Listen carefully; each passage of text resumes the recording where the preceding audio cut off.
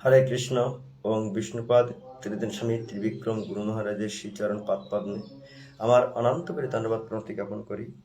তদন্তর ওং বিষ্ণুপাদ ত্রিদিন স্বামী ভক্তি কুসুম শ্রবণ গোস্বামী মহারাজের শ্রীচরণ পাদপদ্মে আমার অনন্ত করে ধন্যবাদ প্রণতি জ্ঞাপন করি। হরে কৃষ্ণ। যারা এই হরিকথা শ্রবণ করছেন, দর্শন করছেন, তাদের শ্রীচরণে আমার অনন্ত করে ধন্যবাদ প্রণতি জ্ঞাপন করি। হরে কৃষ্ণ।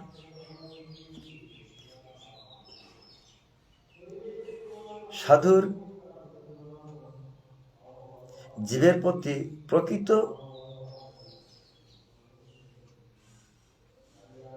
দান কি? সাধুরা দান করেন। প্রকৃত দান কি? দান তো কয়েক প্রকারের দান আছে। অন্নদান, ভূমিদান, বস্ত্রদান, গোদান, বহু প্রকারের দান আছে। কিন্তু দানের মধ্যে শ্রেষ্ঠ দান কাকে বলা হয় এবং কি দান সেটা? শ্রেষ্ঠ দান হলো নাম দান। অন্নদান, ভূমিদান, বস্ত্রদান এসব ক্ষণস্থায়ী। আজকে আছে, কালকে নাই, থাকবেও না। সেটা চিরস্থায়ী নয়। কিন্তু নাম দান শ্রেষ্ঠ দান। উদাহরণস্বরূপ,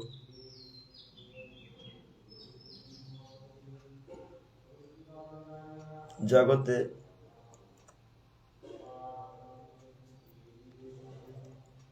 কর্ম করার লক্ষ্যে মানুষ বহু জায়গায় বহু প্রকারে কর্ম করে তার জীবিকা নির্বাহ করে। তোমাদের গ্রামের কেউ যদি মনে করো বিদেশে বা বাইরে কোথাও বা বাইরে কোনো শহরে গিয়ে কাজকর্ম করছে, হঠাৎ তার মাথাটা যদি খারাপ হয়ে যায়, তখন তাকে কি করবে? সেখান থেকে বের করে দেবে, ফ্যাক্টরি থেকে। সে এখন কি করছে? বেঁচে থাকার তাগিদে মাথা খারাপ, তার সেন্স পূর্ণ মাত্রায় নাই, যার কারণে তার মাথাটা খারাপ। তার ফিরে বাড়ি যাওয়ার মতন সেই জ্ঞান নাই। এখন পেট চালানোর জন্যে, খিদের জন্যে সে ভিক্ষা করে বেড়ায়, ভিক্ষা করে খায়। তো সবাই ভিক্ষা দিচ্ছে, খাবার দাবার, পয়সা, কাপড় চোপড় দিচ্ছে। তুমি ঠিক সেখানে গিয়ে পৌঁছেছ, আর তোমারই গ্রামেরই ছেলে। তা তুমি, সবাই ফল পয়সা দিচ্ছে, খাবার দিচ্ছে, তুমি কি করবে? তুমি কি করবে? তুমি কিছু দেবে তো খাবার নাকি?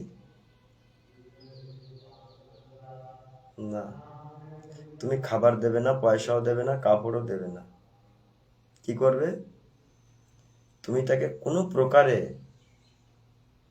প্রকারে তাকে বাড়ি নিয়ে এসে তার মা বাবার হাত পর্যন্ত পৌঁছাই দেবে। এটা হলো তোমার যথার্থ দান। এটা হলো যথার্থ দান। তা আমরা এই ভব সংসারে সকলেই উন্মাদ পাগলের ন্যায় ঘুরে বেড়াচ্ছি।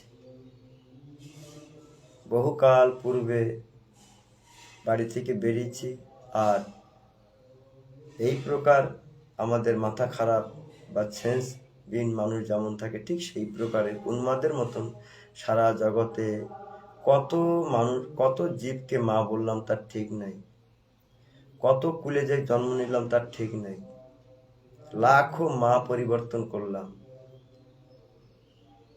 লাখো সংসার পরিত্যাগ করলাম।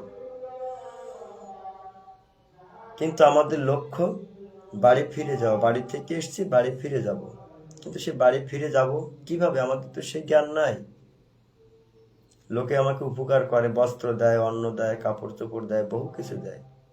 এগুলো তো পার্থিব জগতের ভোগ্য বস্তু। শরীরটাকে রক্ষণাবেক্ষণ করার জন্যে তোমার তো কোনো উপকার করে নাই। সে তোমার শরীরটার উপকার করেছে, টাকা পয়সা কাপড় চোপড় দিয়ে তোমার এই শরীরটার উপকার করেছে।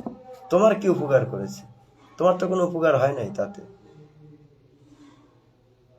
তো যে দান খালি শরীর রক্ষণাবেক্ষণের জন্য হয়, সেটা যথার্থ দান নয়। শরীর তো গোবিন্দ দিয়েছেন, তিনি শরীর রক্ষণাবেক্ষণ করেন। কারণ এক মানুষ ব্যতীত যত প্রকারের জীবজন্তু জানোয়ার আছে কেউ কিন্তু পয়সা উপার্জন করার জন্য পরে খেতে যায় না। ভগবান তাদের সবাইকেই চালায়, সবাইকেই, কাউকে না খাওয়াই রাখে না। তার আমাকেও ভগবান না খাওয়াই রাখবে না। তার শরীরের রক্ষণাবেক্ষণের জন্য মানুষের সাহায্য সহানুভূতি হোক বা না হোক সেটা বড় বিষয় নয়। অর্থাৎ আমার ভিতরে যে আত্মা, সে আত্মার কল্যাণ কি প্রকারে সাধিত হবে তার জন্য কে আমাকে সহযোগিতা, কে আমাকে উপকার করেছে, কে উপকার করেছে, তাকে, তার জন্য তো কেউ আমাকে উপকার করে নাই। মানে আমার আত্মার কল্যাণ কি প্রকার হবে সে তো কেউ উপকার করে নাই। সংসারে কোনো বন্ধু নাই যে আমার আত্মার কল্যাণ সূচক সৎ উপদেশ, সৎ জ্ঞান বা আধ্যাত্ম জগতের কল্যাণ সাধন হবে, বা আমি ফিরে একদিন বাড়ি যাব, সেই রকম যুক্তি বুদ্ধি পরামর্শ আমাকে দেবে, এরকম কোনো বন্ধু সংসারে নাই। কে দেবে? তারই তো জ্ঞান নাই, তো সে কি জ্ঞান দেবে আমাদেরকে? তার ওই জাগতিক সুখ ভোগ বিলাসের জ্ঞান আছে,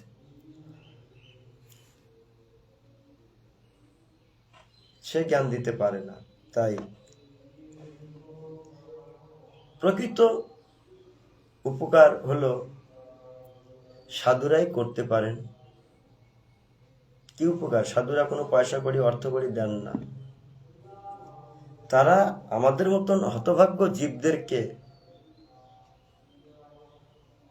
মতি বুদ্ধি জ্ঞান খারাপ এইরকম দুর্মতি জীবদেরকে কৃপা করে সেই পরমপিতার সন্ধান দেন, যে তুমি কত কষ্ট দুঃখ ভোগ করে বেড়াচ্ছ সংসারে, এই যে ঠিকানা দিলাম, এই ঠিকানায় তুমি ঠিক তোমার পিতার কাছে পৌঁছে যাবে।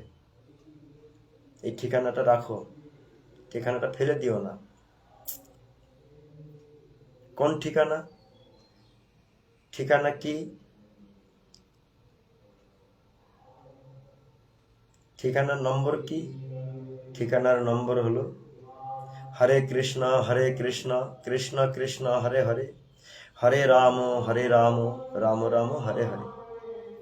এখন যদি বলো আমার এই ঠিকানার দরকার নাই, আমি যেখানে আছি ভালো আছি, সত্যি ভালো আছো তো? সত্যি ভালো আছো তো? ঠিক আছে, তোমার বাড়ি ফিরে যেতে হবে না, তুমি ভালো জায়গায় আছো তো? কোনো দুঃখ শোক তাপ ক্লেশ নাই তো? ব্যথা বেদনা নাই তো? নাই তো? তীর্থাব জ্বালায় তুমি দগ্ধীভূত না তো?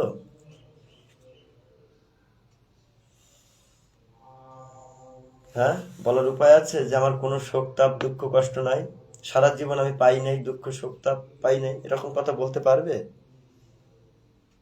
যদি না পেরে থাকো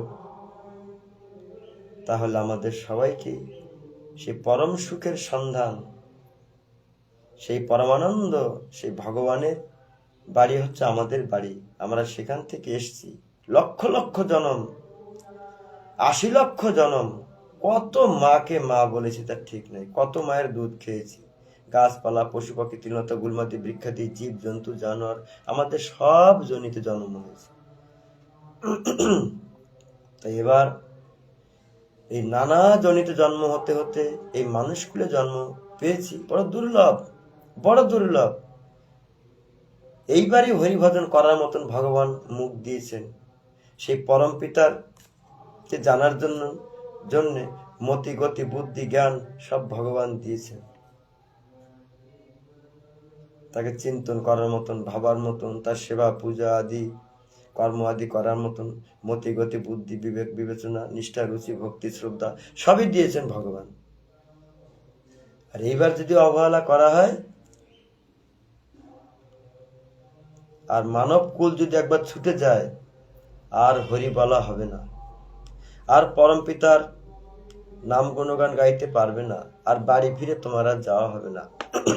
একটা গরু হরিনাম করতে পারে না, তুমি যদি গরু হও কি হবে? যদি কুকুর হও, কুকুর আর গোবিন্দের প্রসাদ পাবে না, নোংরা খাবে। তাই দুর্লভ মানব কুলে জন্ম নিয়ে যদি আমরা সেই পরম পিতার সন্ধান না করি, সে বাড়ি যাওয়ার জন্য যদি আমরা সচেষ্টবান না হই, তো শাস্ত্র দৃষ্টি অনুসারে আমাকে অজ্ঞানী বলা হয়েছে। তার জন্য প্রহ্লাদ মহারাজ বলছেন, কৌমার আচারত প্রাজ্ঞ ধর্মানা ভাগবত দুর্লভম মনুষ্য জন্ম তৎপদুর মতার্থদম। বন্ধুগণ, জাগতিক সুস্বাচ্ছন্দ্যের জন্য তুমি যতই ব্যতিব্যস্ত হও না হও তাতে কোনো ব্যাপার নেই, কিন্তু কুমার অবস্থা তো ছোটবেলা হইতেই তুমি হরি ভজন করো। কবে তোমার জীবন বেলা শেষ হবে তুমি জানো না। জীবন বেলা শেষ হওয়ার পূর্বে সেই পরম পিতার সাথে সম্বন্ধ স্থাপন করো, সে পরম পিতার সঙ্গে সম্বন্ধ স্থাপন করো, যাতে করে আমি এখান থেকে দেহ ত্যাগ করলে যেন আমি সে পরম পিতার বাড়ি যেতে পারি, সে পরম পিতার বাড়ি যেন আমি যেতে পারি। এই হলো যথার্থ বুদ্ধিমান। আর আমি ভোগ বিলাস অ্যাশ ফুর্তি মোজ মস্তিতে মাতোয়ার হয়ে থাকলাম। আমি যদি এখনই মরি কোথায় যাব? সে পিতার কাছে যেতে পারবো তো? কদাপি নয়। যমের দূতরা আমাকে নিয়ে যাবে, কঠোর শাস্তি আমাকে দেবে, কঠোর শাস্তি।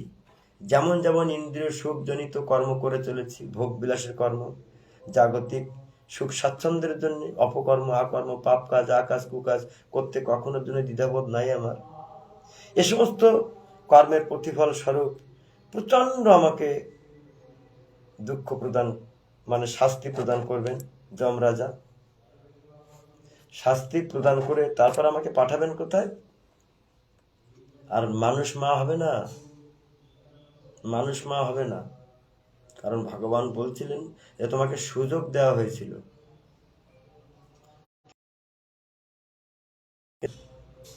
সেই সুযোগের অপব্যবহার করেছ, সদ্ব্যবহার করো নাই, একে মূল্যায়ন করো নাই। এত সুন্দর মানব দেহ দিয়ে যেটা করা দরকার তুমি সেটা করো নাই। যত অসৎ কর্ম আকাশ কাকাশ কুকাজ, যত শাস্ত্র বিরুদ্ধ কর্ম বহুত করেছে। তো তার জন্য তোমাকে যেতে হবে চার পাবালা মায়ের কাছে।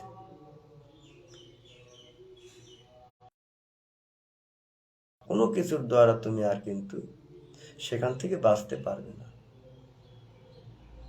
তাই সময় গেলে সাধন হবে না, সময় আছে। এই সুন্দর সময়ের সদ্ব্যবহার করা প্রত্যেক মানবের পরম ধর্ম। কর্ম করে যাও।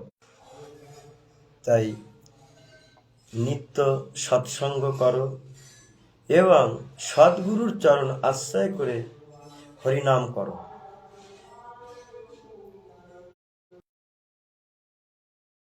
জন্ম মৃত্যুর চক্র থেকে বাঁচাতে পারে, পাপের হাতের থেকে বাঁচাতে পারে